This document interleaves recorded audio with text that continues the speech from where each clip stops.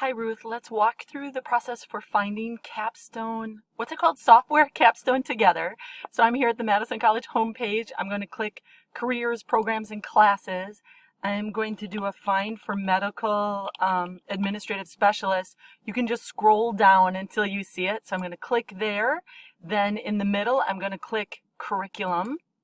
That'll advance me to the list of classes that you need to take, and at the very bottom, somewhere in the fourth semester, there it is, Software Capstone. So what I'm going to do is I'm going to copy this catalog number. So I'm going to right click and copy that. Then I'm over in the My Madison College system, so I'm hopping over here. This is the window that you showed me. You'll have to log in as you. I'm going to change it to the fall semester. I'm going to uncheck Show Open Classes Only.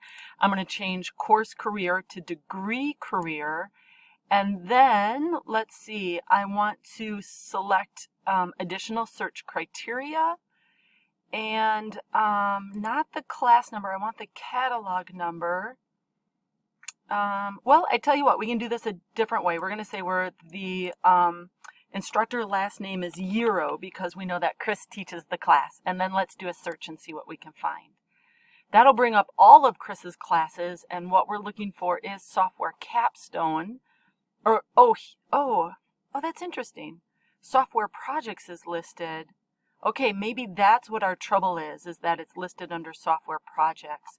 Okay, I'm going to go all the way back up to the top. Here under Software Projects then, this is the class number that you need. Then as a student, I think the way it works is you should be able to click right on that class number and enroll in it. If not, go ahead and copy that 5-digit number and enroll by using the find in your enrollment system for that exact catalog number here for Software Projects. Then if you still cannot enroll, I'm going to encourage you to contact with Chris to see what the barrier might be. Okay, good luck.